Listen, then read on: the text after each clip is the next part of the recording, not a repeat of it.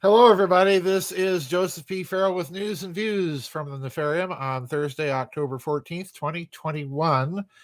Before we get to that, it's a story that everybody's been watching, but I have some suspicions.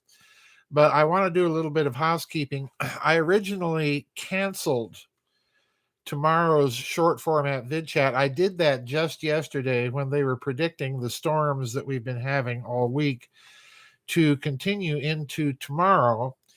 Now they're saying it will clear out tomorrow. So the short format vid chat is back on for tomorrow at 3 p.m. U.S. Central Time. So please tune in there. I haven't even checked yet to see if there's anything on the short format vid chat. Please remember, we are having storms tonight. So if I get kicked offline or the power gets taken out and I don't show up tomorrow, you'll know what's happening. It's that time of year, folks. I cannot control the weather. We just have to grin and bear it and slog through it. But anyway, that's what's going on. Pardon me while I light my anti-COVID stick here. Uh, and you may think I'm joking about that. I put up another article about nicotine and COVID prevention for tomorrow, or pardon me, for the honorable mentions on Saturday. Now, I want to do a review of this story about the cargo ships backing up on the Pacific coast ports of the United States, particularly the port of Long Beach in California. And I want to read several paragraphs from this article. The article itself is titled "Florida Invites Cargo Ships Anchored Off California to Make Port in Florida." Okay? And you have to do a little bit of thinking about that. It doesn't take long to see what the flaw might be, but we'll get to that. There's something else going on here, folks, and I don't think it's COVID, but we'll get to that too. Anyway, here we go. Quote, President and CEO of the Florida Ports Council, Michael Rubin, released a statement last week encouraging cargo ships to make port in Florida, claiming the state is the solution to the global supply chain crisis. Florida is where your success comes in, and our seaports are the solution to ensure the cargo shipping logjam doesn't become the Grinch that stole Christmas. With inflation growing, shipping and manufacturing industries can save time and money by calling on Florida ports, he continued.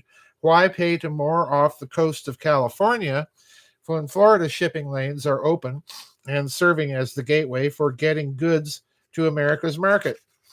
And I'm skipping.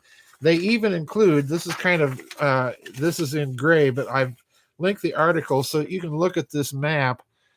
You can barely see all these dots off the coast of Long Beach, California. Those represent cargo ships that are anchored and waiting to unload. And if you look at the actual map in the article, you'll see lots of cargo ships in the port itself trying to unload. But it really is a backlog, all right? So anyway, continuing. The Florida Ports Council on its website noted that Governor Ron DeSantis allocated $250 million in stimulus cash to 15 of the state's seaports to offset supply chain disruptions, and so on. In response, Joe Biden and co.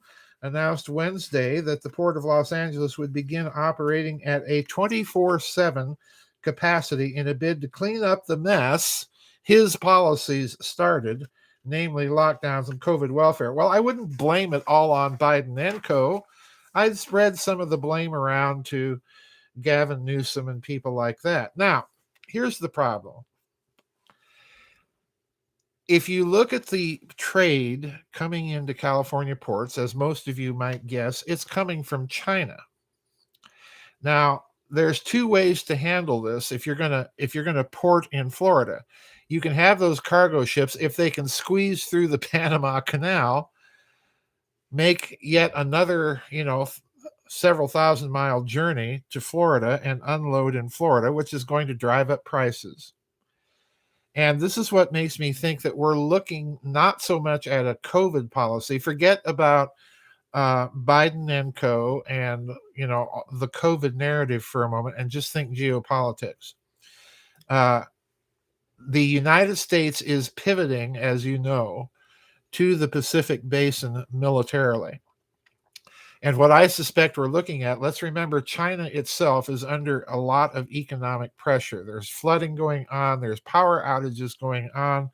Again, the Three Gorges Dam is filling up, and so on and so forth. They're in a real mess. Add to that, in addition to the usual flooding that they're experiencing this time of year, add to that the demographic crunch that they're in as the population ages. So China is in a much more fragile position. Don't forget about the collapse of Evergrande and everything else that's going on there. So they're in an economic bind themselves. And as goods are not being offloaded in the United States, those goods are not funneling money back to China. So this is from where I'm sitting. This looks to me like a bit of economic warfare being done under the guise of COVID. Forget about what Biden and co. and all of those airheads are doing. Now, let's look at the Florida option here.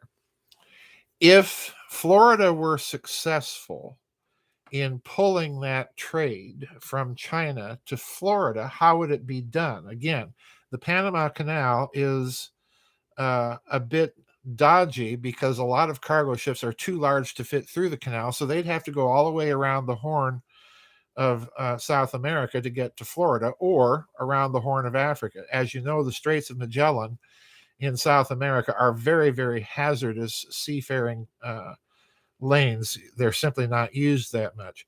So where would China be able to ship its goods? This is a very interesting thing, because in offering Florida, what DeSantis is really doing, in my opinion, is he's forcing that trade to come over the rail links between China and Europe that have already been established. And I want you to remember something very significant. Those rail links already run, and they have already sent trains directly from China to places like Hamburg and Rotterdam, large ports in Europe. They could probably run all the way to Brest in France if they had to.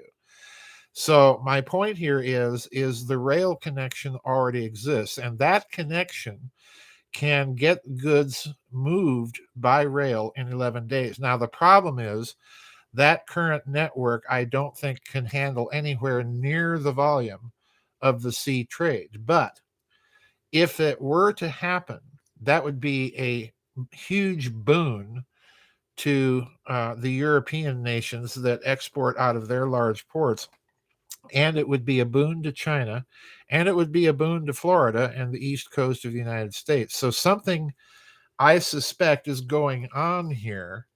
And the reason I'm mentioning the rail connection is that the other part of this then would suggest that perhaps Governor DeSantis and others are trying to restructure the trade between China and Asia to route it through Europe, just as China has been arguing with its One Belt, One Road initiative. Now, all of this is high octane speculation, folks, I grant you.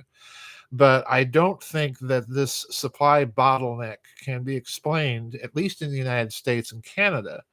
I can't speak for Europe and so on, but at least as far as the United States and Canada go, I suspect that this supply bottleneck serves other purposes than simply the COVID narrative. I suspect that the real purpose behind this may be either one, economic warfare, or two, at an even deeper level than the economic warfare level, is the idea of restructuring the volume of trade so that goods and services are not simply flowing through the Pacific, they're also beginning to flow in a much greater volume through Asia and those rail connections. So this is a story I think we have to watch.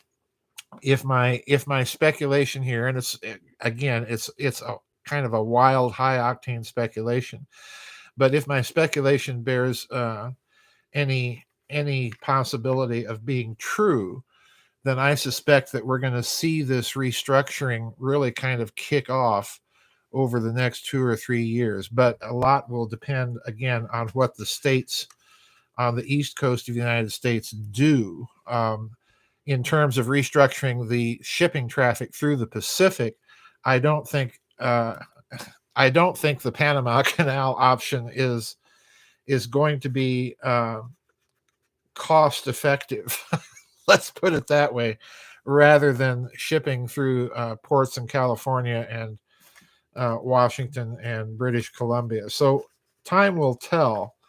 But this is a very, very interesting story, and I wanted to bring it to your attention.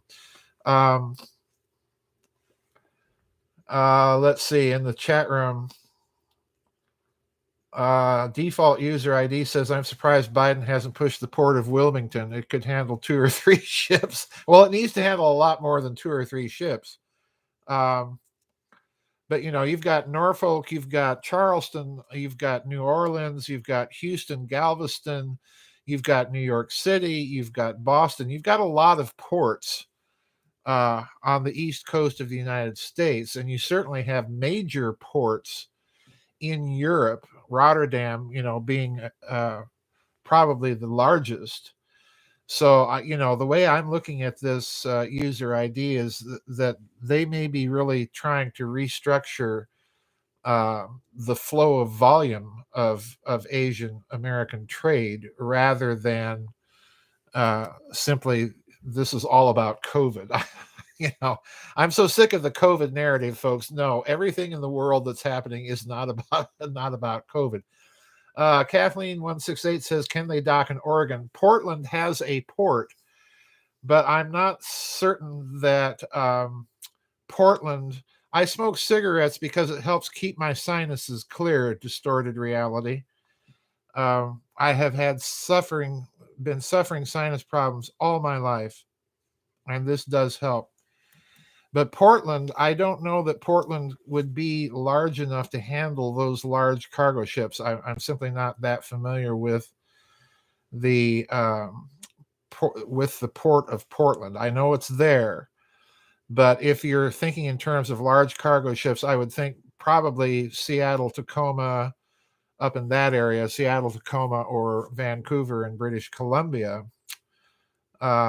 Anyway, so that's my wild high octane speculation of the day, folks. If I'm right about these speculations, then we have to watch the volume of China America trade. I do get the impression that maybe there's an attempt to restructure things here, but time will tell. That's it. Don't forget, tomorrow the vid chat is back on. That's the short format vid chat. That's the one where you post your comments and questions directly in the comments area on the website in the members area.